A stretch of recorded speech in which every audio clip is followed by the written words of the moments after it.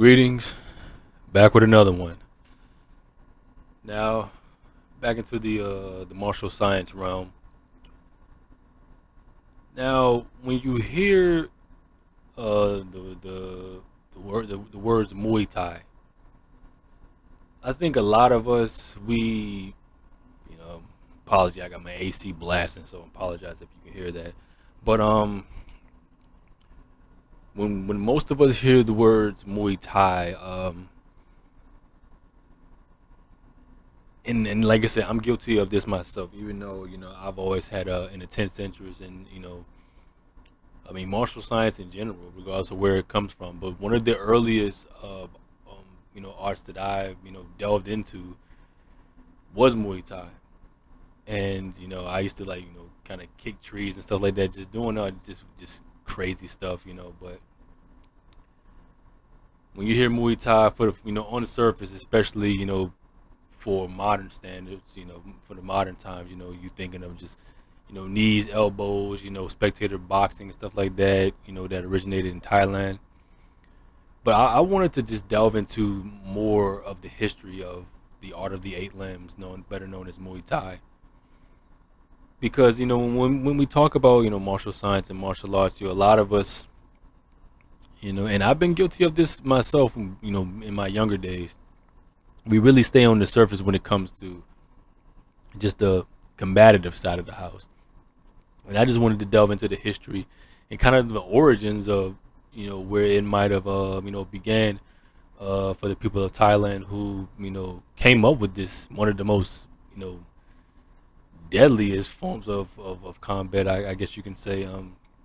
They have Thai boxers in Thailand even till today. You got kids who get into this stuff, youngest 12, 13 years old, and they turn professional still when they're teenagers. And it just, I remember I used to talk about this a lot with some people, and it was, Muay Thai, it's like that. As you can see, the Thai gentleman here, I think that was like the ancient way how they would wrap their hands and then the ropes and stuff like that. And it's just very beautiful. I've always thought it was a beautiful art, especially when you see someone like Tony Jaa, who came on the scene and blew us all the way with the Umbach movies and stuff like that. And you kind of get this, and that kind of puts Muay Thai in a brighter light.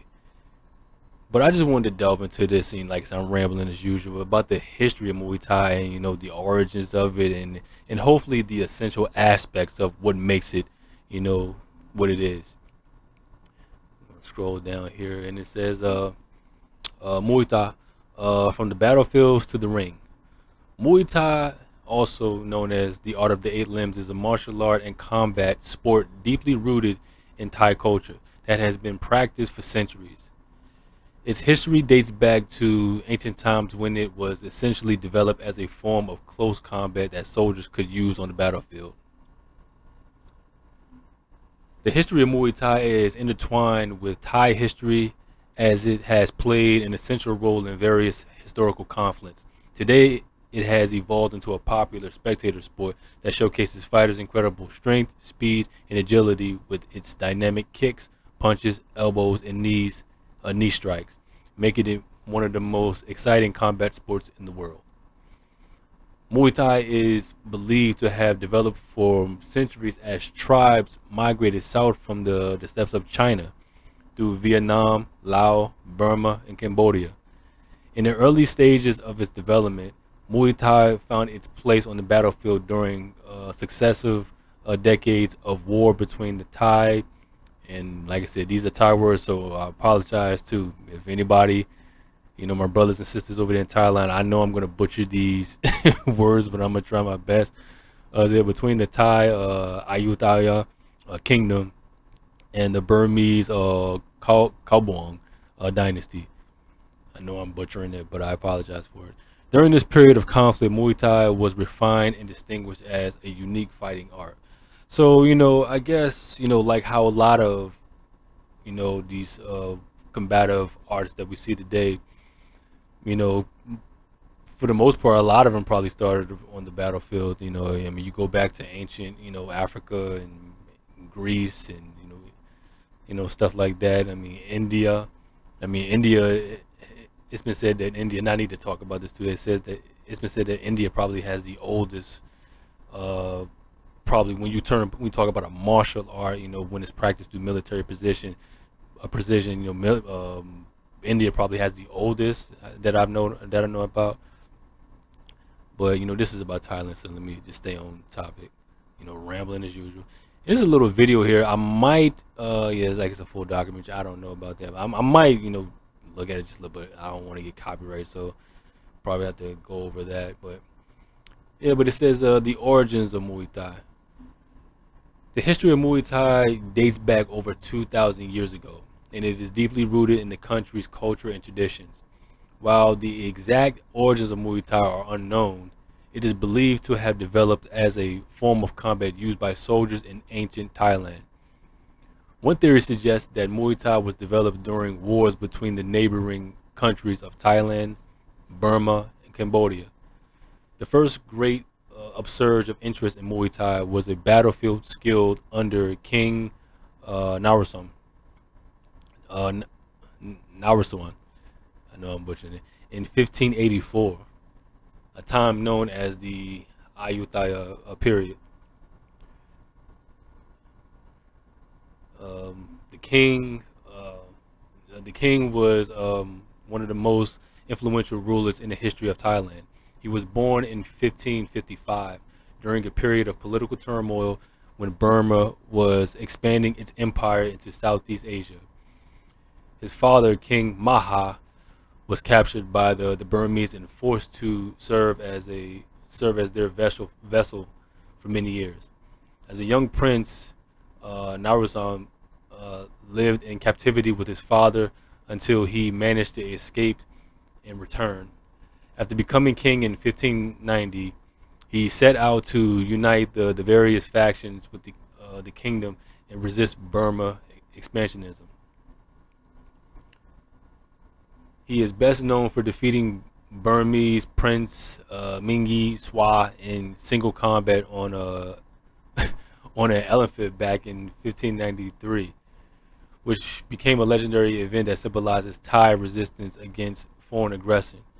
Through his military campaigns and diplomatic efforts, he succeeded in freeing Thailand from Burmese domination and securing its independence. See that I didn't know that about Thailand. I didn't know that the Burmese, you know, was dominating the Thais and thanks to this guy, this king, he I guess he led a resistance against the Burmese and Thailand gained its independence. So I never really delved that deep into the history of Thailand. I never really did. When I think Thailand, I just thought about Muay Thai and stuff like that, and it was very surface for me. I never really delved deep into it. So this is kind of my first time really delving into, because I was always very curious about the history of Muay Thai, but it just I'm a kung fu guy, and and it was like kung fu and karate for me mostly. But like I said, I Muay Thai was one of the first arts that I practiced, and it was so brutal, just the workouts and stuff like that, and just the regiments and stuff. It's just insane. But it's nice to know that this guy, this king, he seemed to be a warrior in his own right, and led a charge against the Burmese, and Thailand is the country I guess you could say it is today. It's fascinating, fascinating to know that.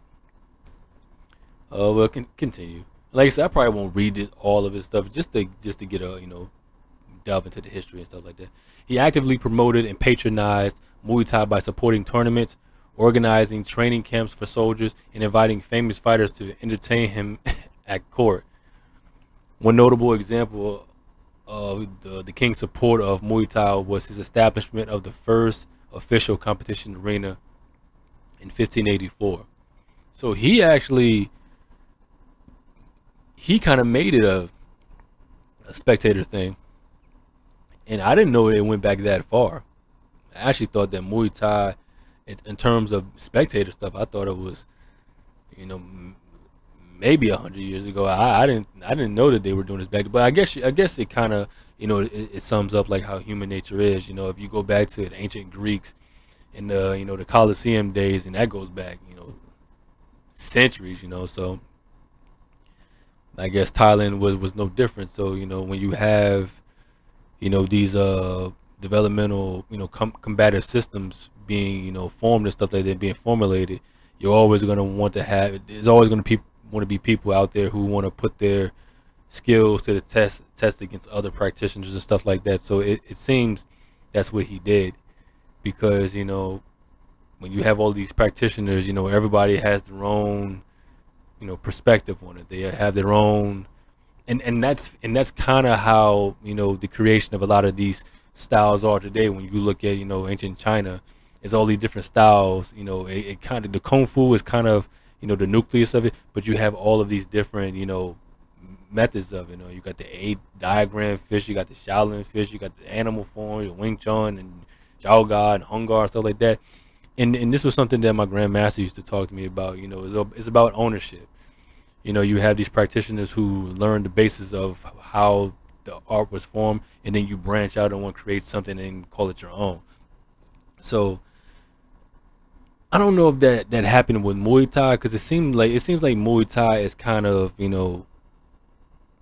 like a curriculum, and it doesn't seem like any Thai practitioners kind of branched off. And because when you hear Muay Thai, you just hear it's just that it's not like how it was Kung Fu, but then you have different sects of Kung Fu and different sects of karate. Like, it's not just karate. You have Shotokan, which I studied, and then you have Kyokushin, and then you have Kimpo karate and stuff. It's like, it's different sects of karate, but Muay Thai, I don't never really hear different sects of it. It's just Muay Thai from what I've always heard. But continue and where we are. This formulation the sport and made it accessible to more people across different social classes. The king's patronage also helped improve the quality of fighters by providing training facilities, equipment, and financial incentives for winners. Wow. Like I said, it's like I said, I don't know how accurate this is, but I mean, just to get a glimpse of it, that's crazy, man. I mean,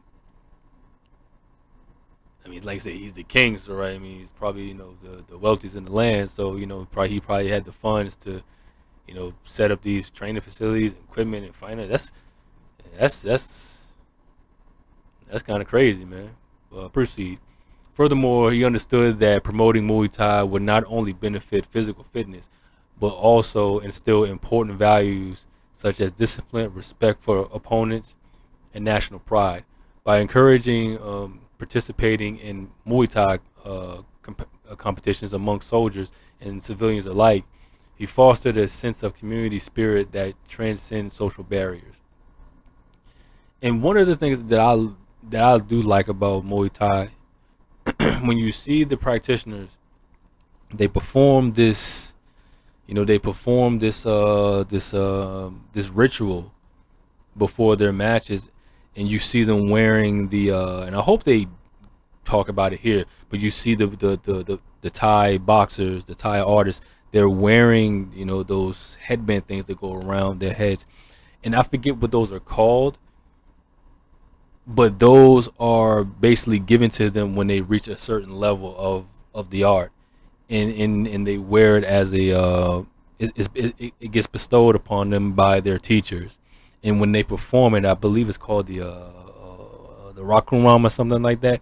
It's that ritual that I mean, so you probably seen it if you ever watch, took in a Thai boxing match or something like that. They do it all. The practitioners do it all the time. They perform, their ritual, and it almost kind of looks like a dance in a way. But that's basically their way of paying homage to their teachers and to the ancestors and the practitioners that came before them. So that's one thing I've always did liked about Muay Thai.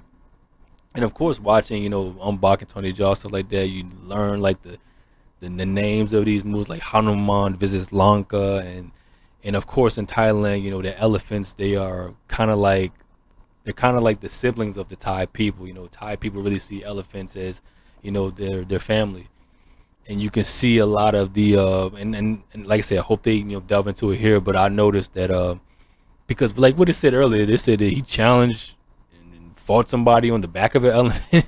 So like, I mean, it's just crazy. But it says the importance of Nai Kanam Tam in the development of Muay Thai. So let's dig into this. Nai Kanam Tam is widely regarded as the father of modern day Muay Thai. He was born during the Ayutthaya period and grew up with an interest in fighting and training. In his early life, he practiced various forms of combat sports, including sword fighting, before focus on Muay Boran, traditional boxing. Nai played an instrument role in developing the art form into what it is today. And that's what I like too. When you see these Thai boxing matches, they're playing the ancient instruments, and I love that kind of nasally, buzzy type of flute instrument that they play. I think it's called the Pai Nai. I believe that's what it's called. Like I said, I doubt the people of Thailand will, come across this video. I mean, it'd be cool if they did. But I believe, yeah, but I believe it's called the Pai Nai. It's one of those ancient Thai instruments, which is pretty cool. But I like how they playing the drums and playing the flutes and stuff. While the matches are going on. I do like that about Muay Thai. Continue. His most famous story involves him being captured by Burmese warriors during their invasion of Siam, now Thailand. So yeah, Siam used to be called, Thailand used to be called Siam, all right, in 1767. According to the legend, he fought 10 Burmese fighters consecutively without rest or weapons until they were all defeated. This legendary event became known as the Boxer Rebellion. Yeah, see, I've heard about the Boxer Rebellion in China, but I didn't know that, based on what they're saying, like, I guess Thailand had I guess their Boxer Rebellion was something else, because, with China, it was about, foreign, fighting back against foreign aggression and stuff like that, or foreign influence, stuff like that, the Boxer Rebellion. So, I don't know, maybe this intertwines with China, who knows? I'm just going to keep reading. Muay Thai status to a new level. Nai Kanam Tham. His victory was not only a symbolic triumph over foreign oppressors, but it also contributed to the establishment of formal rules and regulations of Muay Thai fights. Today, he is celebrated as a national hero and icon in Thailand, with numerous statues erected in his honor throughout the country. Yeah, see, the Boxer Rebellion. So I guess China, Thailand had their own Boxer Rebellion too. So that's good to know. All right, it says Nai Kanam Tham, early life and training, birth and childhood. Was born in the late 1700s in the village Ampawa, located near Bangkok, Thailand. As a child, he showed an early interest in fighting and physical training. Growing up in a rural area known for its martial arts traditions, Nai was exposed to various forms of fighting from a young age. Despite his interest in fighting, Nai did not have any formal training until later in his life. Instead, he practiced by watching other fighters and mimicking their moves. He would often engage in friendly bouts with other children in his village to improve his skills. Early interest in fighting. Yeah, so they're just kind of delving into, this revered figure in Thailand, who, his life and stuff like that. But I want apprenticeship under a local master. Yeah, because I want them to kind of delve into, the rituals and the aspects of it. So it says apprenticeship under a local master, under the guidance of, yeah, they're still talking about that guy. But I'll read it. Under the guidance of his new teacher, Nai continued to improve his techniques and learn new moves that would eventually make him one of the greatest fighters of all time. His training regimen was intense, consisting of hours upon hours of practice each day. But it helped him become one of the most skilled fighters around. During his time, he also developed a reputation as a fierce fighter who never backed down from a challenge. People came from all over just to watch him spar with other fighters or demonstrate his skills. Overall, Nai's early life and training were crucial to his success as a fighter. Growing up in a martial arts rich environment allowed him to develop an early interest in fighting, while his later apprenticeship under a master helped him refine his skills and become one of the greatest fighters of all time. Yeah, and that's what they talk. And they talk about the Burmese invasion, and Uh, okay, yeah, this is what I want to get. The training and fighting methods. Okay. In its earliest days, Muay Thai was primarily taught to soldiers in Thailand's army. They were trained to use their entire body as a weapon, using punches, kicks, elbows, and knee strikes against their opponents, and training methods were rigorous and intense. Practitioners would use heavy bags filled with sand or rice husk to practice their strikes. Sparring partners would sometimes wear protective gear made from animal hides or bamboo to protect themselves from injury. So they would probably, they probably would like, use this, some type of twine or rope to put the the strap the bamboo on them. So like to protect the gear that that you see us use today, they were using bamboo. I mean, that's wild. The rules of early Muay Thai fights are simple. There weren't any. Fighters could use any means necessary to defeat their opponent, even biting or gouging eyes if they needed to. I mean, is this a fight to the death or is this a match? That's why I always say, like, when you look at sports, I don't call those fights; those are matches. You're not trying to kill the guy, but these sound like they were just fights to the death. I mean, you can gouge someone's eyes out. I mean, yeah, you can live, but still, I mean, just blood loss would just do you in anyway. Religion and spirituality. Religion played an important role in the development of early Muay Thai. Many fighters would perform religious ceremonies before a fight to ask for protection from the spirits. Spirituality was also intertwined with training methods, and that's what I wanted to know more of. I mean, I believe the dominant religion practice in Thailand is Buddhism. I believe it's Buddhism. Proceed. Some practitioners believe that certain movements or techniques could be enhanced by calling upon spiritual forces for assistance. There were even stories of fighters who claimed that they had been possessed by spirits during a fight, giving them an otherworldly advantage over their opponents. Also, you can see the history of Muay Thai is deeply rooted in tradition and spirituality. These early methods may seem brutal by today's standards, but they laid the foundation for the modern sport that we know and love today.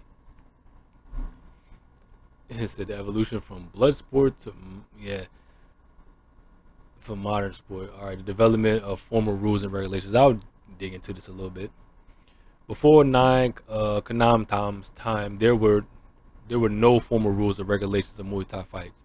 The matches were often fought until one fighter was unable to continue or until one fighter surrendered. However, after his legendary fight against 10 Burmese fighters in 1774, King Mangra recognized Nai's bravery and ordered, in order that new rules be developed to regulate future fights. Just like many other contact sports, Muay Thai has had a contend with issues around safety. And I don't doubt that at all. In the early days, the sport, there were no weight classes, no time limits, and very few rules. Fighters could strike anywhere on their opponent's body, including the groin and head. This led to some brutal injuries, you think, and even deaths. There you go. To make the sport safer, a set of rules was introduced. That's it, you know what I'm saying? Thai boxing is mean, man. To address this issue, the king implemented several measures aimed at making fights safer while still preserving the essence of the sport. For example, he mandated the fighters must wear protective gear such as gloves called kaurchuk, made from strips of cloth or rope. There you go. So the rope wrapped around his hands instead of bare knuckles. That just was started for safety reasons too. I mean, obviously, going bare knuckle, you're doing more damage because when you strike, you're striking with your bones essentially. So I guess I mean, that's why they wear boxing gloves and in sports and stuff like that to preserve their bones really. So that's good to know. So in ancient Thailand, they kind of did the same thing. So I mean, even though the ropes kind of look more devastating when with those knots and stuff in it. But they wore them to protect their opponents, not to do too much damage, I guess. That's pretty cool to know. As well as a groin protector and mouth guards. And what they used for mouth guards back then. I mean, nowadays they're made out of like rubber or plastic, something like. What did they use mouth guards for back then? I don't know. Did they just take some type of, you know, the husk of some sort of vegetable, or did they take some type of paste or something like? What did they use to protect their mouths back then? That I'd like to know. Additionally, he prohibited certain techniques such as biting or owl gouging that were considered excessively violent. Like I said, it's nice to know even back then they was like, all right, we got to tone this down a little bit. People getting killed out there. These regulations not only helped prevent injuries, but also added a new level of structure and professionalism in Muay Thai competitions. Fighters could now focus on honoring their skills without fear of facing overly aggressive opponents, while spectators could enjoy watching the matches without feeling threatened by violence. Influence on modern day martial arts. Nai Kanam Tom's influence on modern day martial arts cannot be overemphasized, as he is regarded as a pioneer in combat sports worldwide. I need to look him up more because I want to know more about him. He's remarkable. His remarkable story inspired many practitioners who have gone ahead to make their mark in modern day martial arts. Today, many techniques used in Muay Thai are also used in other martial arts such as kickboxing and mixed martial arts, MMA. Yeah. Over time, these rules have been refined and updated to ensure fighter safety while preserving Muay Thai's essence as a combat sport. Today's fighters compete under strict regulations that prioritize their health and well-being. Now they bring up the UFC or the MMA stuff. Do I think it's the same as what they do in Thailand? I would probably say no, because they're probably, I mean, there's going to be a great deal of the spirituality and the religious part of it, what they mentioned earlier. I don't know if the MMA guys are doing that. They're probably just talking about just the striking parts, because I mean it'd be nice to see somebody in those professional ranks, here in the States or maybe down in South America. They're wearing the headband thing and they're performing the ritual stuff. I would like to see somebody, and like I said, I haven't watched that stuff in years, so I don't know. Maybe people do it, I don't know. To honor, not to only honor, the art, but the people who formulated the art. Paying homage to Thailand as a nation. The globalization of Muay Thai expanding beyond Thailand. Muay Thai's popularity has not stopped at the borders of Thailand. In fact, the sport has grown to attract a devoted following all around the world. The spread of Muay Thai can be attributed to its effectiveness in combat and cultural allure. Many countries have taken up Muay Thai as a source of national pride and have developed their unique take on the sport. One way that Muay Thai has spread is through international competitions such as the World Muay Thai Council, which draws fighters from all over the world. These events give exposure to rising stars from different countries and help promote the sport's growth worldwide. Notable international fighters, probably just names and issues and controversies. The corruption issue. Let's talk about that. They're probably just talking about the organizations, probably not the art itself. But corruption is another issue that plagues Muay Thai. Promoters may rig matches. Yeah, it is. It's just the sports, not the art itself. The exploitation issue in Muay Thai. Exploitation is another major issue facing Muay Thai today, particularly when it comes to child fighters. So yeah, I brought that up. They train them young, and because the training of Muay Thai is very intense, it can probably do fatal damage to a child's body because they're still growing and stuff like that. But they start them young. I remember being told that. In Thailand, especially, children as young as 5 years old. So there you go. As young as 5 years old are often sent to training camps to become fighters in hopes of earning money for their families. And that's kind of sad. A lot of the people who probably lived impoverished in the rural areas, they put their kids in these camps to feed themselves. So it's kind of that's kind of sad to know that. But I kind of knew that. I didn't know that they did it to make money. I thought they just did it just to get into it and become somebody. But it's sad to know that these children are often subjected to grueling training regimes and fights that can cause long-term physical and psychological damage. Yes, I mean my grandmaster told me there was kids who were starting at around 12, 13 years old, and by the time they don't even live to be my age. I'm in my mid 30s. I mean these kids were croaking in in their early 20s because of just the wear and tear and the brutal aspect of it. But yeah, I kind of knew about this though that what the tools that it has on the youth. Continue. However, widespread change will require a shift in cultural attitudes towards the practice of exploiting children for profit.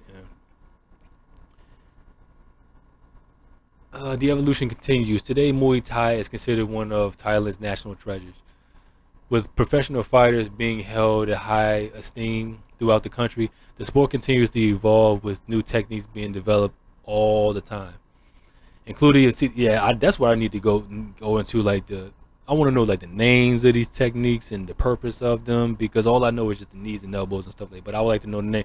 And Tony Jaw, when I had the unbox DVD, it's this little section that you can go into, and they were showing all the names of the moves and how you do them. So I appreciated that. It kind of broadened my the small scope I had on, but it kind of broadened that scope of Muay Thai. But I really want to get deep into the actual techniques, the names of them, and the purposes for them. Where am I? Including advanced training methods and new fighting styles. In recent years, there has been increasingly interest from outside Thailand, with many foreign fighters traveling to Thailand to train or even compete professionally. Oh man, I guess I'll read some final thoughts. Throughout this long and storied history, Muay Thai has remained an integral part of the cultural identity of Thailand. A martial art that has evolved over centuries and is steeped in tradition, physical toughness, and deep spiritual connection. From its mysterious origins to its explosive international popularity today, Muay Thai is an example on how a sport can transcend borders and unite people from all walks of life. One key takeaway from this journey through time is that Muay Thai has never been just about fighting. None of the arts are. None of them are. They're never just about fighting or combat. It is a discipline that requires mental strength, uh, per- perseverance, and dedication. It is also about community and an identity for many Thais. Mastering the art of Muay Thai is a way to honor their country's traditions and connection with their peers. Another crucial aspect of its history is the impact that Muay Thai has had on popular culture, from movies to music to fashion. Muay Thai has become a symbol of strength and resilience across the world. The sport's unique combination of gracefulness and brutality inspires awe in spectators everywhere. It's worth noting that while there have been challenges along the way, such as concerns around safety or corruption, there are also reasons for optimism.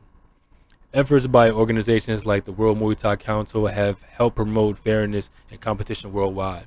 Moreover, initiatives like Muay Thai against COVID-19 have demonstrated how sports can be utilized as vehicles for positive social change.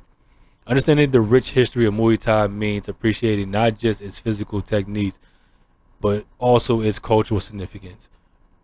Whether you're an athlete looking to compete at the highest level or simply a curious observer seeking to learn more about one of Thailand's most beloved traditions, there are endless ways to connect with this ancient sport in modern times.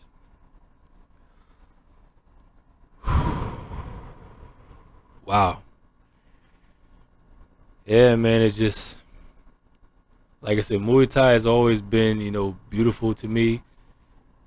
But this is kind of like my first, dig going into it. I've always mostly just had a connection with Muay Thai on the surface level.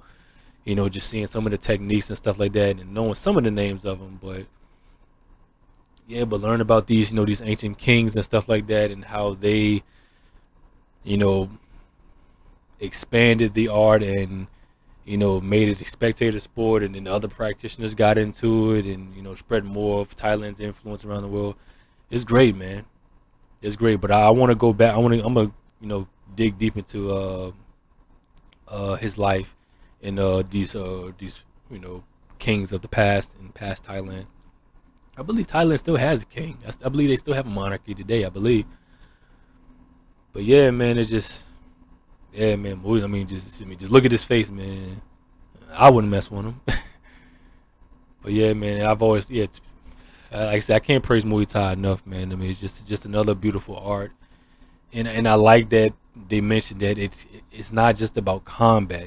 There's a spirituality, there's a respect, and you know there's serenity involved and all the other stuff, and that to me is the most important thing about martial arts.